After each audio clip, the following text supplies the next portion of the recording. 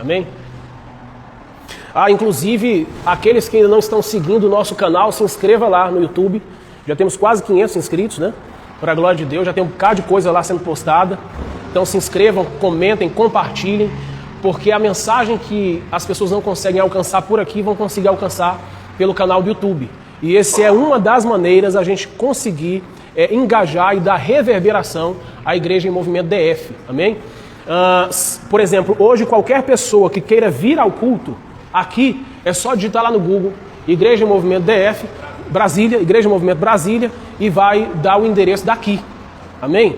Então ninguém vai ficar perdido por aí. O Uber não vai levar para outro lugar, vai trazer para cá. Entende? Então vai ser fácil. A gente não deixou o inimigo roubar o endereço da igreja. Já está gravando? Olha que coisa boa. Então para o pessoal que o pessoal que está assistindo, já fica aí, ó. É só digitar Igreja Movimento Brasília e vai dar aqui na ADE. Como é aqui? ADE 20?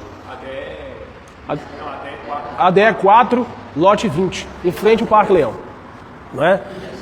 Então no Google e também para chamar o Uber, você não precisa mais colocar qualquer outro endereço. Já pode colocar Igreja Movimento Brasília e o Uber vai parar aqui na porta. Ele não vai errar o caminho. Amém? Glória a Deus. Deus me deu esse senso de humor.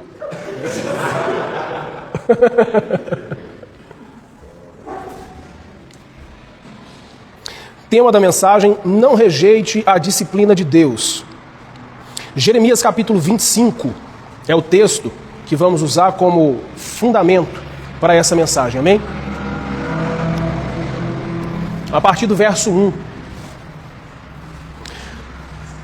Está escrito: palavra que veio a Jeremias a respeito de todo o povo de Judá, no 4º ano do reinado de Joaquim, filho de Josias, rei de Judá, que era o 1º ano do reinado de Nabucodonosor, rei da Babilônia. O profeta Jeremias anunciou a todo o povo de Judá e a todos os moradores de Jerusalém, dizendo: durante 23 anos, desde o 13º ano do reinado de Josias, filho de Amon, rei de Judá, até hoje, a palavra do Senhor tem vindo a mim. E sempre de novo eu a tenho anunciado a vocês, mas vocês não escutaram. Também sempre de novo o Senhor enviou os seus servos, os profetas, mas vocês não escutaram nem inclinaram os ouvidos para ouvir, quando eles diziam: convertam-se agora, cada um de vocês, do seu mau caminho e da maldade das suas ações, e vocês habitarão na terra que o Senhor deu a vocês e aos seus pais, desde os tempos antigos e para sempre. Não sigam outros deuses para os servir e adorar, nem me provoquem a ira com as obras de suas mãos, e então não lhes farei mal algum. Mas vocês não deram ouvidos, diz o Senhor. Pelo contrário, me provocaram a ira com as obras de suas mãos para o próprio mal de vocês. Portanto, assim diz o Senhor dos Exércitos: visto que vocês não escutaram as minhas palavras, eis que mandarei buscar todas as tribos do norte, diz o Senhor, e também Nabucodonosor, rei da Babilônia, meu servo, e os trarei contra esta terra, contra os seus moradores, e contra todas estas nações ao redor, e destruirei totalmente. Farei deles um objeto de horror e de vaias, ruínas perpétuas. Farei cessar entre eles o som das festas e da alegria, a voz do noivo e a voz da noiva, o ruído das pedras do moinho e a luz das lamparinas. Toda esta terra virá a ser uma ruína, objeto de horror, e estas nações servirão o rei da Babilônia durante 70 anos. Amém? Diga misericórdia. Mas esse é o texto da palavra, irmãos. O considerado príncipe dos pregadores, Charles Spurgeon, disse que um dos modos de Deus confirmar a palavra ao pregador é não deixá-lo em paz. É não trazer paz no seu espírito, é não trazer paz no seu interior, no seu coração. Quando uma palavra precisa ser confirmada no coração daquele que é o mensageiro da palavra, no coração daquele que vai introduzir a mensagem do Evangelho ao coração daquele que vai ouvir. É aquela falta de paz que gruda, que pega nos nossos corações e que incendeia o nosso espírito. Multiplica-se a quantidade de pregadores, irmãos, cada vez que passa. Mas parece que não está se multiplicando a quantidade de conversões. Multiplica-se a quantidade de igrejas, de denominações, de nomes, mas não se multiplica a quantidade dos corações convertidos, a quantidade de transformação. A abertura de falsas igrejas e de falsos pregadores denuncia o nosso analfabetismo bíblico. Quanto mais pregadores, quanto mais igrejas, quanto mais falsos pregadores e falsas denominações, falsas placas, há uma denúncia no mundo físico de um analfabetismo bíblico. Por quê? Nós somos um povo que não gosta de ler Bíblia. Nós somos um povo que não gosta de conferir as Escrituras, que não gosta de examinar aquilo que está escrito. Apenas o povo que gosta de ouvir aquilo que está sendo falado, mas que não gosta de conferir o que está sendo dito.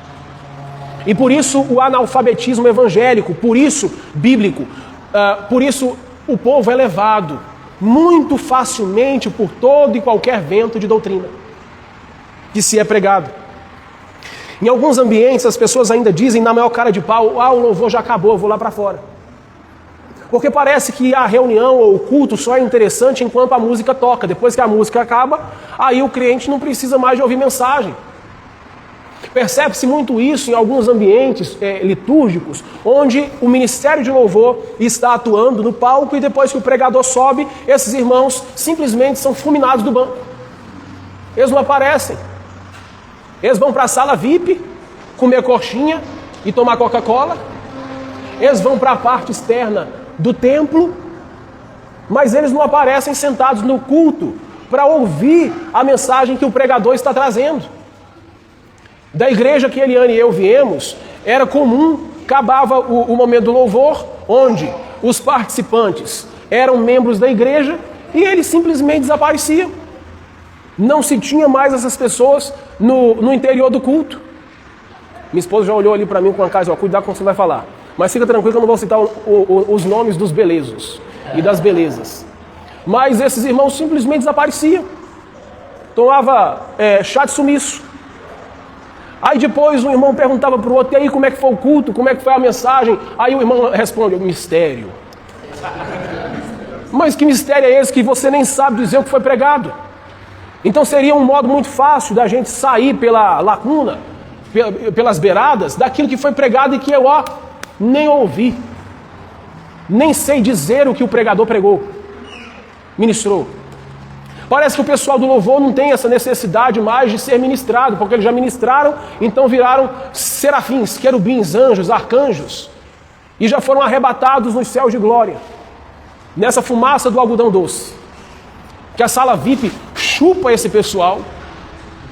Eles se trancam lá, fecham a porta, sentam nos gabinetes pastorais, nas salas VIPs, e o pregador que se esbulacha lá fora, ministrando a palavra. Mas o evangelho é para todos, irmãos. Não é só para alguns, é para todos nós. Algumas igrejas estão debaixo do juízo de Deus, porque as escrituras estão sendo deixadas de lado. Virou escárnio. E já não se dá mais essa devida atenção ao que está escrito. E o mais importante para essas igrejas são as filosofias, os pensamentos humanos, e não mais aquilo que está no texto.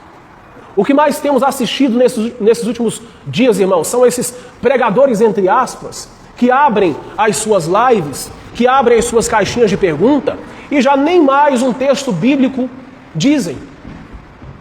Estão sendo norteados agora por pensamentos humanos. Mas onde é que está escrito? Não, isso daqui foi Deus que me deu. Não mesmo. Deus não lhe dá nada além daquilo que está escrito. A revelação de Deus para as nossas vidas, irmãos, ela é progressiva daquilo que já foi revelado. Para você que gosta de anotar, anote isso. A revelação de Deus para nós é progressiva daquilo que já foi revelado. Não daquilo que você disse que foi Deus que me deu. Deus não anda dando nada para ninguém, além daquilo que já está revelado, irmãos. E a igreja deve estar embasada naquilo que está escrito. Apenas.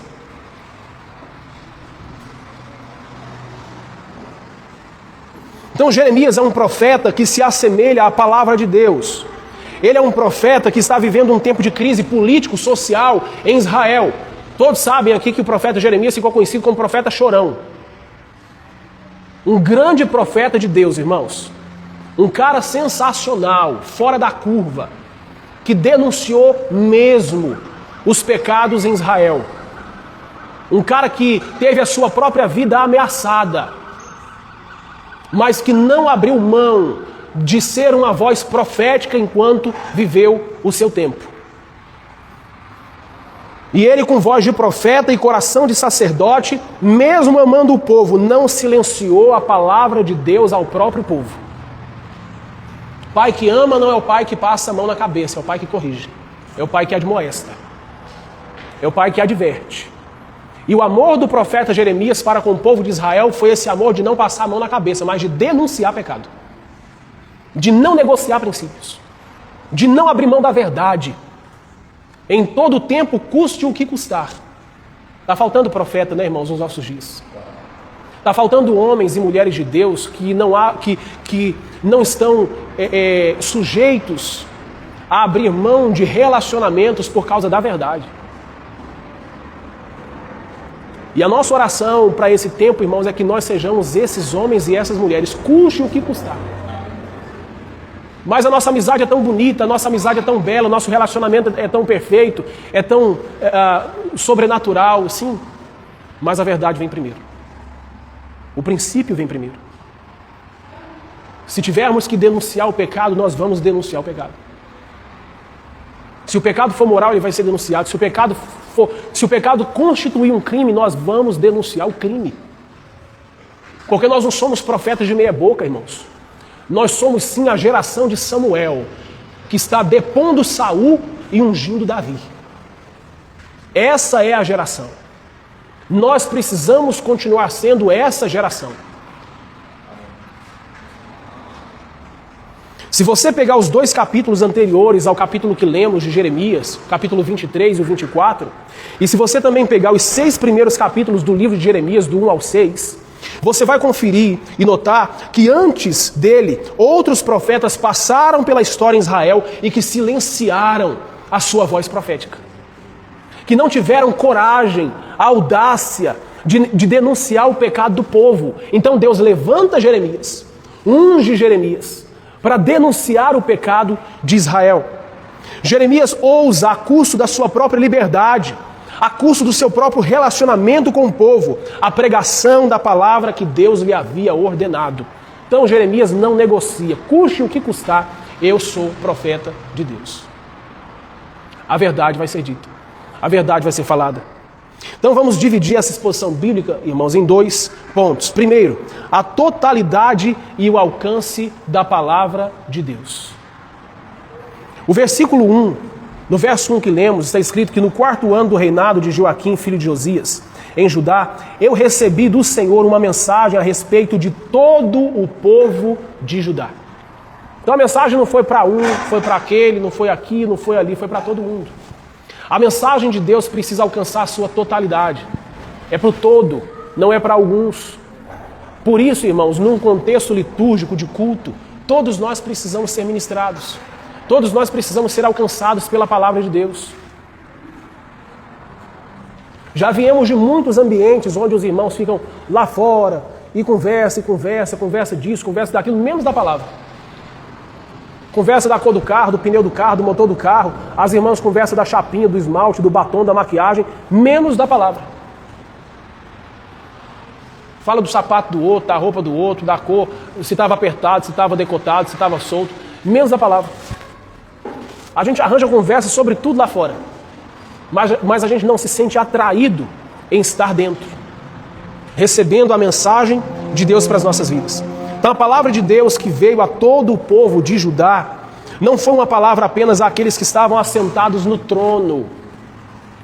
Não foi uma palavra direcionada àqueles que estavam no campo. Não foi uma palavra direcionada apenas àqueles que eram adeptos do templo. A palavra de Deus, irmãos, precisa alcançar a todos. Tem os irmãos que são adeptos do templo, né? Faça chuva, faz sol, nós estamos aqui. Graças a Deus. Mas tem irmãos que realmente fogem do culto. Eles desaparecem. E a gente manda mensagem, esses irmãos sempre têm uma desculpinha. Ah, hoje não deu porque isso, porque aquilo, e aquela coisa e outra. Os irmãos sempre têm uma desculpa para fugir do culto.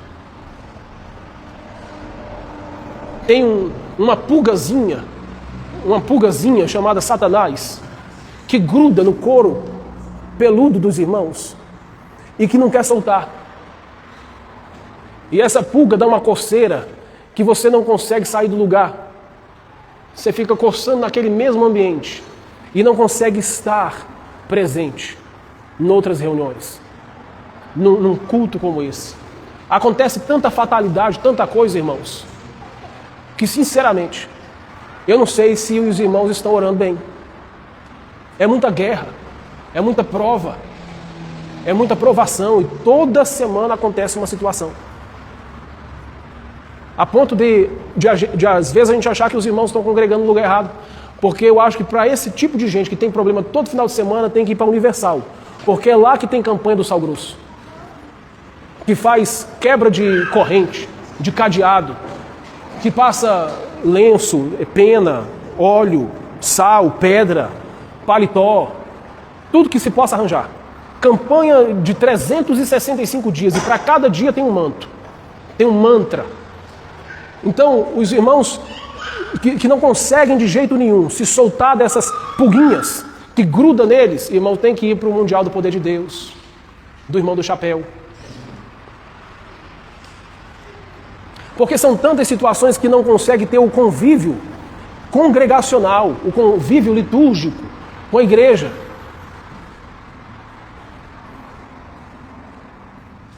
Então a mensagem do profeta Jeremias, aqui no capítulo 25, irmãos, era uma mensagem geral.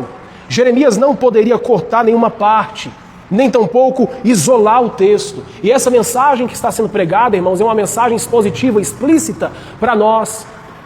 Hoje nós temos essa tecnologia de gravar mensagem, de subir para o YouTube, de subir a live para o Instagram, e essa mensagem alcançar mais pessoas. Graças a Deus pela tecnologia. Mas isso não tira de nós a responsabilidade de Hebreus capítulo 10, versículo 25. Que quando o apóstolo Paulo, ao que tudo indica, foi Paulo que escreveu, quando o apóstolo Paulo envia essa carta e essa mensagem à igreja, ele estava dizendo justamente sobre essa necessidade dos desigrejados se manterem fiéis, assíduos à congregação. Jeremias não poderia engolir parte da profecia ou da pregação. Jeremias não podia se abster da mensagem que ele estava recebendo de Deus. Como disse o apóstolo Paulo numa de suas cartas, ele deveria pregar todo o desígnio de Deus. Isso significa que não tem como pregar todo o desígnio de Deus sem expor a palavra como ela é. Paulo disse: prega a palavra a tempo e a fora de tempo. A palavra deve ser pregada a todos, em qualquer lugar, em qualquer circunstância, porque somos nós, irmãos, que precisamos ser alcançados pelo Evangelho. Deus disse a Josué no capítulo 1 que ele deveria se portar de acordo com a palavra de Deus, e essa palavra é para todo o povo. A palavra pregada, irmãos, ela deve alcançar o meu coração e o seu coração. E ela deve moldar as nossas vidas aquilo que está sendo ministrado. Não há ninguém que possa escapar da pregação da palavra. E o alvo de Deus somos você e eu. Cada vez que a palavra é ministrada, irmãos, o Senhor tem o alvo, a sua vida e a minha vida. O Senhor quer alcançar você e a mim. Pode-se mudar a estratégia, a aplicação, mas a Bíblia deve ser pregada às crianças, aos jovens, aos adultos, aos casados, aos idosos. Ainda que a tônica da mensagem, ainda que a estratégia da mensagem seja diferente, a tônica continua sendo a mesma. Mensagem de salvação e arrependimento. A Bíblia não mudou. O Evangelho não mudou. Ela permanece a mesma ontem, hoje e eternamente. Por isso, o contexto de Hebreus capítulo 10, o verso 25, se aplica àqueles desigrejados que não comparecem ao culto. Porque a aplicação do texto, irmãos, é que todos nós temos a capacidade de admoestar uns aos outros. Então não é apenas o pastor, ministro do Evangelho, que admoesta a vida dos irmãos. Todos nós, de forma comum, temos a obrigação, a legitimidade em Deus de nos admoestarmos uns aos outros. Mateus capítulo 15, verso 18, a partir. Se alguém estiver em pecado, se alguém for encontrado em uma situação de pecado, então chame os irmãos. Chama esse irmão no canto, conversa com ele, aconselha. Se ele ouvir o conselho, bem, se não, chama mais 2 ou 3 testemunhas. Se isso não for resolvido, então expõe a toda a congregação. E depois disso, se não houver arrependimento, então que esse irmão seja tratado como um pagão. Como alguém que não crê em Deus e quer viver uma vida dissoluta. Então de quem é essa responsabilidade? De todos nós. Não apenas ao pastor, ao ministro do Evangelho.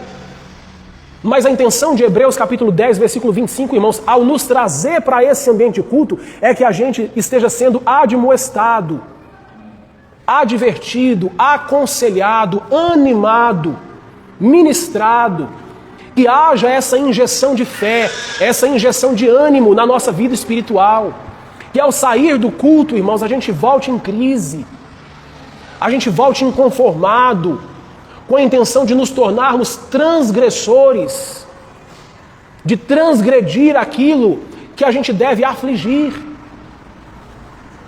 Portadores do Evangelho, portadores das boas novas, proclamadores da mensagem de Cristo. Então o problema não é quem falta, o problema é quem veio. O maior problema da igreja, irmãos, não é com os ausentes, é com os presentes.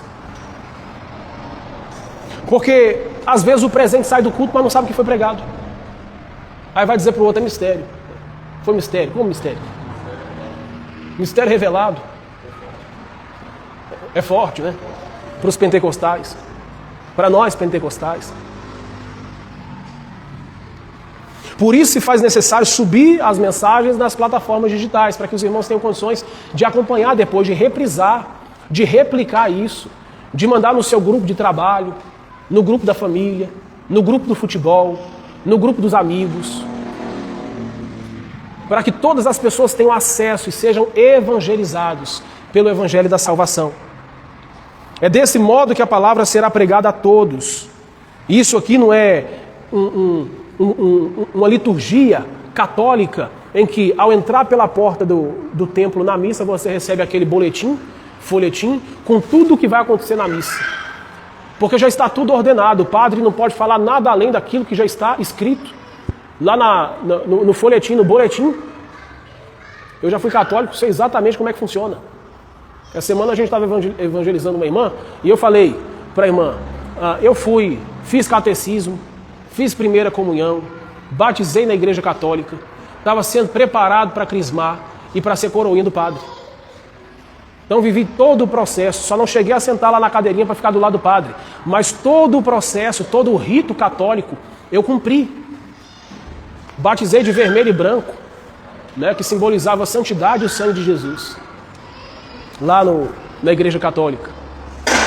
Cumpri todo esse rito.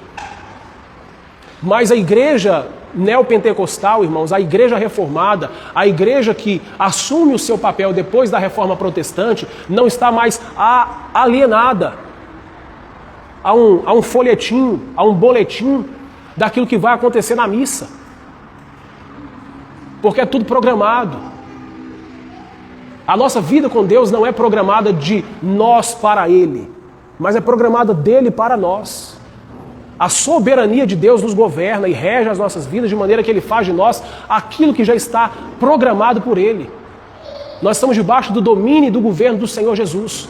E no momento de culto, no momento de louvor, no momento de oferta, no momento de palavra, o Espírito Santo tem liberdade no meio da igreja para passar e fazer o que Ele quiser. É no momento de culto que algumas pessoas são convertidas através do Espírito Santo.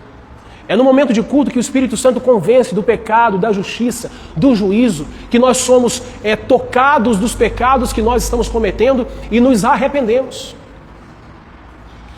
É no momento de culto que muita gente entrega a sua vida para Jesus e volta para sua casa arrependido, com pecado confessado, com sua vida convertida, querendo servir um outro norte.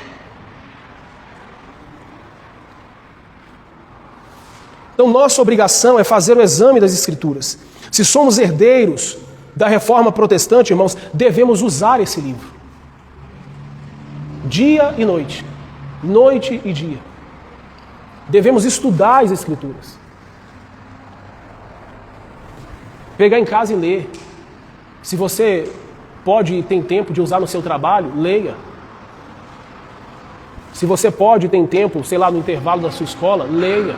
Medita, porque essa é a recomendação e a orientação bíblica para nós. Medita nela dia e noite.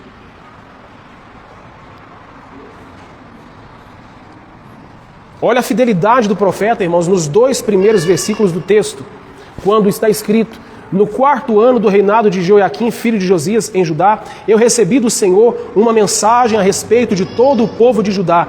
Isso aconteceu no 1º ano do reinado de Nabucodonosor da Babilônia.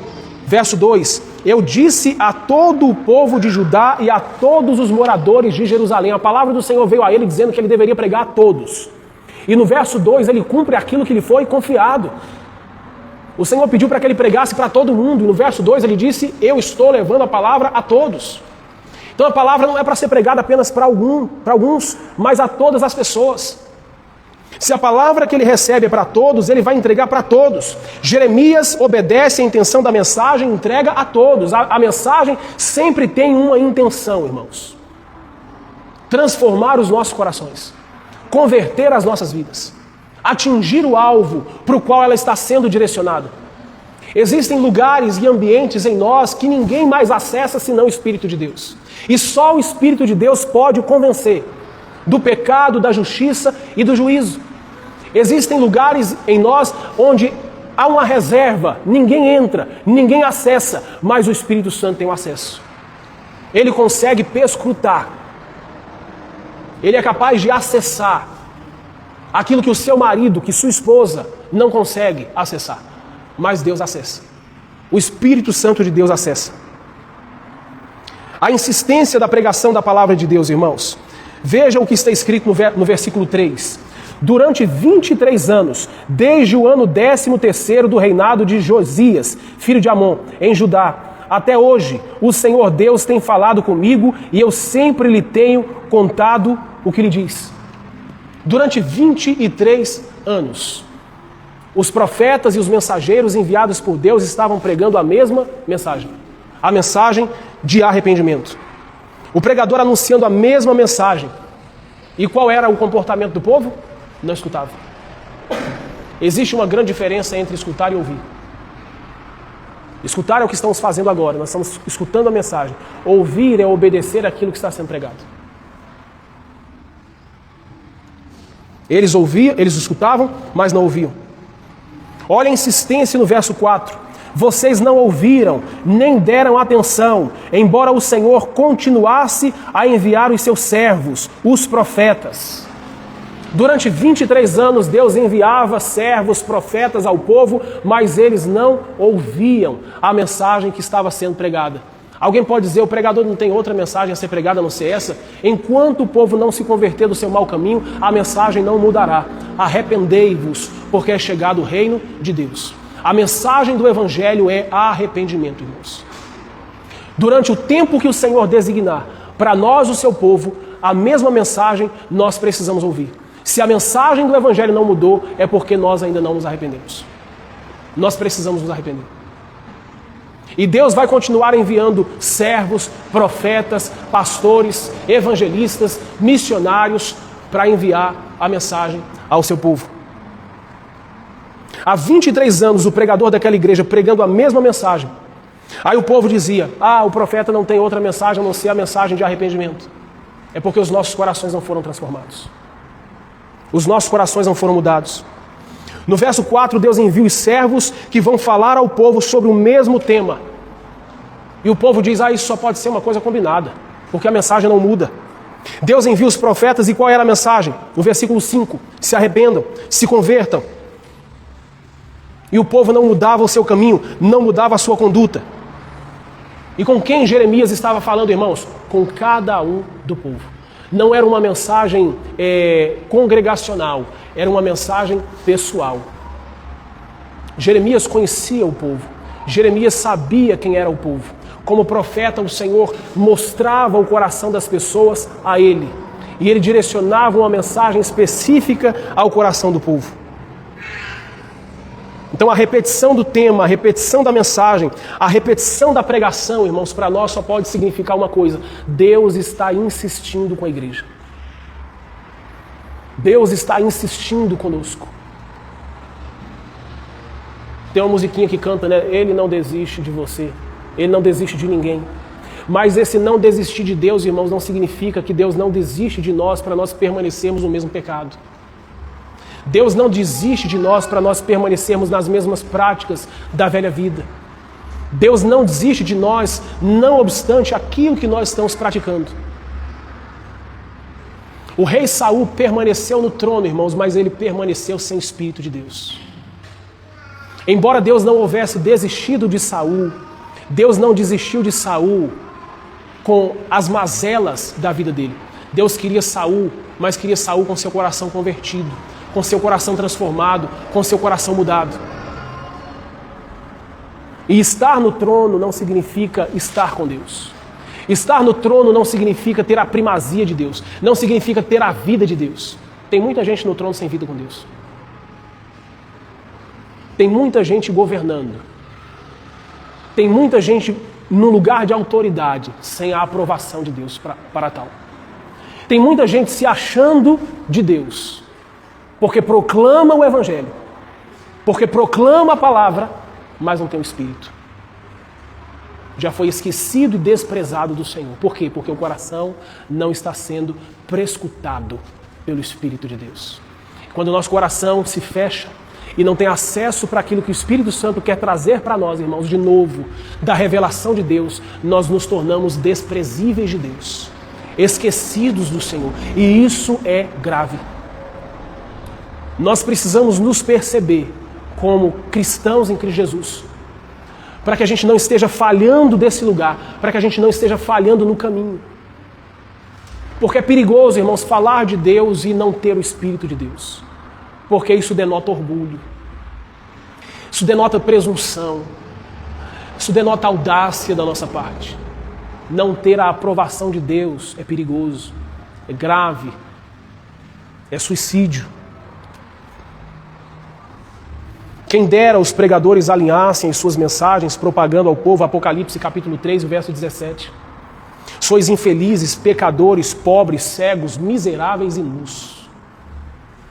Quem dera ao chegar num culto, irmãos, seja ele onde for, onde ele acontecer, esta fosse a mensagem do Evangelho pregada a nós, para furar o balão, sabe? Para nos estourar. Para que esse ar que infla o nosso orgulho, infla o nosso eu, infla o nosso ego, seja esvaziado. Porque essa é a mensagem que nós precisamos, irmãos, ter nos nossos ouvidos todos os dias. Somos infelizes, pobres, cegos, miseráveis, nus. As nossas obras de justiça diante de Deus, irmãos, não passam de trapos de imundícia, o apóstolo Paulo dizia. Está escrito. Para Ele não vale a nossa aparência, o que vale é o nosso histórico, e somente Ele pode nos salvar. Somente o Espírito de Deus pode nos libertar e nos restaurar dos pecados que existem em nossas vidas. Que bom será quando o homem reconhecer a sua condição de dependência e de suficiência de Deus. Essa é uma mensagem para uma vida triunfante.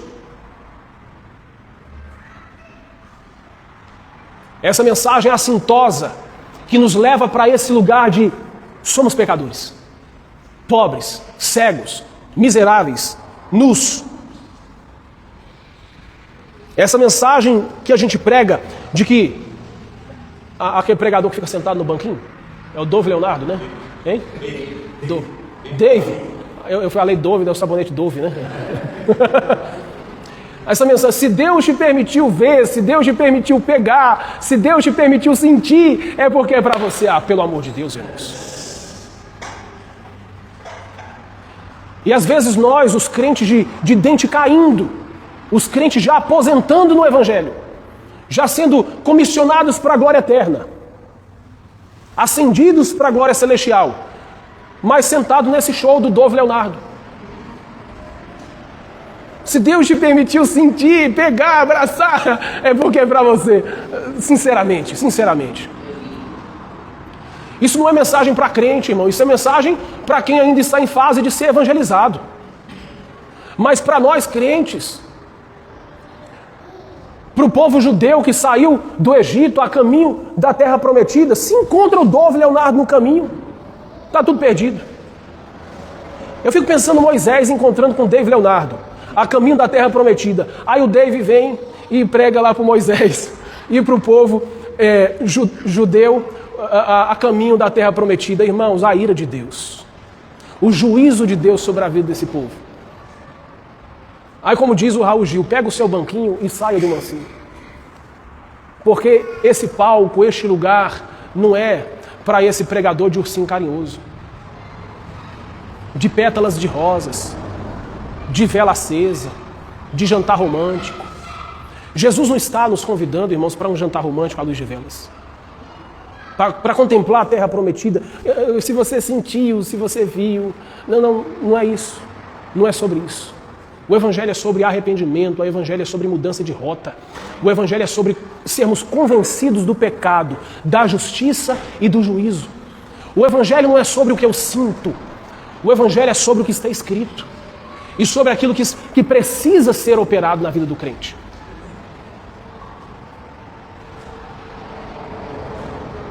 A mesma mensagem há 23 anos. Paulo disse em Filipenses capítulo 3, o verso 1, anote esse texto. Quanto ao mais, meus irmãos, alegrem-se no Senhor. Escrever de novo as mesmas coisas não é um problema para mim, mas é segurança para vocês. Paulo dizia ao povo, escrever a mesma mensagem, pode se passar os anos, quantas vezes for necessário. É segurança para a igreja, é segurança para o povo, é comprovação de vida eterna, de morar nas regiões celestes com Cristo. Mas pregar uma mensagem coach, uma mensagem que te alegra, uma mensagem que vai trazer felicidade a você, uma mensagem que vai te manipular, uma mensagem que vai te alegrar, uma mensagem que vai fazer você se sentir todo acarinhado, isso não vai fazer efeito no seu espírito. Isso é apenas um sentimento emocional, para às vezes te fazer chorar dos olhos para fora, mas não te faz chorar coração para dentro. E o propósito de Jesus, o propósito do Espírito Santo em nós, irmãos, é transformar as nossas vidas de dentro para fora. O propósito do Evangelho é transformação extrema, é mudança radical de vida. Então, se a mensagem continua sendo pregada a nós até hoje sobre arrependei-vos porque é chegado o reino de Deus, é porque a igreja ainda precisa se arrepender. Enquanto Jesus ainda não voltou. 2 de Pedro, capítulo 3, versos 1 e 2. O pastor Pedro, olha o que o pastor Pedro escreve em sua carta. Amados, esta é agora a segunda carta que escrevo a vocês. Em ambas, procuro com lembranças despertar a mente esclarecida de vocês para que se lembrem das palavras que anteriormente foram ditas pelos santos profetas. E também se lembrem do mandamento do Senhor e Salvador que os apóstolos de vocês lhes ensinaram. Então o apóstolo Pedro, irmãos, estava aqui ratificando, reescrevendo o mesmo livro, a mesma história, a mesma realidade, daquilo que os nossos antepassados, os antigos, os nossos pais na fé, os profetas, por que não dizer Jeremias, o profeta, do qual nós estamos lendo agora. Por que não dizer que o apóstolo Pedro, o pastor Pedro, no seu momento de culto com a sua congregação, disse nessa carta, esta carta que escrevo a vocês pela segunda vez, essa mensagem que eu estou anunciando a vocês, é para despertar a mente esclarecida de vocês, para que vocês se lembrem das palavras que lá atrás os antigos, os profetas pregaram a vocês, ao interesse de Deus, irmãos, sobre as nossas vidas. Há uma insistência de Deus sobre nós. Deus não vai deixar ninguém no caminho. Deus está insistindo com a igreja para que a igreja se arrependa, para que a igreja mude a sua rota. Pedro está dizendo, como Paulo, que já é a segunda vez que ele está pregando a mesma mensagem. E por que Pedro e Paulo insistem no mesmo assunto, irmãos? Porque nós não podemos passar para outra pauta sem que a primeira pauta tenha sido aprendida por nós. Por que na escola o professor tem que repetir tanto a mesma coisa? Porque a gente só aprende por repetição. Essa é uma metodologia pedagógica, não é, irmã? As pedagogas aqui de plantão. A gente só aprende por repetição. E para criança às vezes fica chato, não fica? Principalmente para as crianças que são autodidatas. Que pega tudo assim, ó, no estalar de dedo. Aí o professor taca e repete, a mesma coisa. E passa a tarefa de casa, e a mesma coisa, aquela coisa chata, né? Olha aí, tá vendo? Estão tudo dizendo que é chato. Mas é porque vocês precisam aprender. Precisa mentalizar. Precisa interiorizar aquilo que está sendo dito. Um escritor norte-americano escreveu um livro, e no livro ele disse a respeito da disciplina do aprendizado. Ele falou que nós precisamos fazer aquilo que nós estamos aprendendo a fazer 10.000 vezes para nos tornarmos especialistas naquilo que nós estamos tentando aprender. Sabe, esses cientistas, os professores cientistas, professores de faculdade, na área de ciência, na área de tecnologia, chega um dado momento que esse pessoal fica com cara de doido. Você olha para ele e você já começa a perceber que ele tem traços de gente esquisita, que lê demais, estuda demais. Pois é, ele leu o livro do escritor norte-americano, especialista em aprender. Leu um livro tantas vezes. A gente está precisando ser assim com a Bíblia. Por que esse pastor fica insistindo que todo ano tem que ler Bíblia? É porque a gente não está aprendendo. A gente não está se arrependendo. Quanto mais se a gente ficar sem ler. Irmãos, um dia longe da Bíblia revela o quão longe nós estamos de Deus. Uma semana sem ler as Escrituras revela o quão longe nós estamos de Deus. Deus nos entrega um jejum de 15 dias para tirar só o café. Os irmãos vão para a UPA tomar glicose, porque não conseguem fazer um jejum de manhã. Olha que coisa grave. Começa a dar tremelique em casa e tem que chamar o SAMU para levar para o hospital. Nem um jejum de 15 dias a gente consegue fazer, irmãos. É muita carne. A gente está inflamado de carne. E nesses dias aí de conturbação, né, que nós vivemos, eu realmente entrei na carne. Vem essa crise de ansiedade, não é, Elina? E aí a gente quer comer tudo que vem pela frente. Não é não, Dudu? Você deve ter acabado com a sua vida agora em Salvador, né, irmão? Porto Seguro. Deve ter comido todos os acarajés e... Não comeu, não? É. Pois então, irmãos, nessa crise toda que nós vivemos, a gente quer comer tudo que vê pela frente. Eliane lá em casa não está saindo da beira do fogão, fazendo chocolate quente pra gente. Já tinha uns 6 meses que eu não tomava nada. Mas eu voltei agora, mas eu vou me converter. De novo. E de novo. O Evangelho é como estar numa sala de aula, onde se aprende o conteúdo pelo método da repetição. Então não pense que o pregador só prega uma mensagem achando que você não precisa mais ouvir. Porque a mensagem é para todos. A mensagem é para todos nós. A nossa geração não suporta que os nossos pais preguem a mensagem. Irmãos, quanto mais velha a mensagem, mais vida nova nós teremos. Essa mensagem raiz, essa pregação raiz de arrependimento. Convertei-vos, arrependei-vos, porque é chegado o reino dos céus. É dessa mensagem que nós precisamos todos os dias. É de arrependimento que nós precisamos todos os dias para nós não nos acostumarmos a pecar. Para nós não tornarmos comum o pecado nas nossas vidas, irmãos. O pecado não pode tornar comum na nossa vida. um tropeçãozinho numa pedra, irmãos, isso deve nos afligir sobrenaturalmente. Isso deve nos compungir, nos fazer chorar, nos entristecer diante de Deus. Lembra lá dos primeiros dias da sua conversão? Quando você cometia um pecadinho, você chorava, esperneava, soluçava na presença de Deus, trancava a porta do seu quarto, ninguém entrava enquanto você não soluçava. Você se acabava, arrancava cabelo da sua cabeça diante do Senhor, porque você tinha pecado, porque você tinha desagradado o Espírito Santo. Hoje, você tropeça num rochedo desse tamanho e passa seguindo a vida. Jesus nem te viu no quarto se arrependendo. Você segue sua vida desenfreada sem pedir perdão para Deus. Então por que a mesma mensagem? Porque nós não estamos mais nos arrependendo. Porque o Espírito Santo não está mais batendo no seu coração. Você não está mais sendo incomodado. A minha tristeza, irmãos, é abrir a rede social e ouvir lá um pregador mentir tanto. É tanta mentira. É tanto absurdo. Absurdos catastróficos, tamanhos imensuráveis. Será que essa pessoa não tem mais o Espírito Santo, que não consegue medir a profundidade da gravidade do que ele está dizendo? O que está faltando? O Espírito Santo. O Espírito Santo se foi. Aí eu volto. Saul no trono, governando, achando que tinha a aprovação de Deus. O Espírito Santo já tinha ido há muito tempo. Foi embora. E Icabode. Foi-se a glória de Deus. Não tem mais unção, não tem mais poder. Me lembro que um pregador dizia, né, sobre unção, uns são, outros não.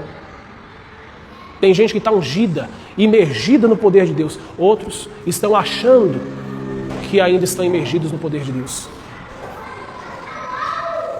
Então, para a gente terminar, quando cantamos ou pregamos que Deus não desiste de nós, é porque por amor às nossas almas, irmãos, nós vamos permanecer pregando a mesma mensagem de arrependimento até que nós sejamos convertidos dos nossos maus caminhos.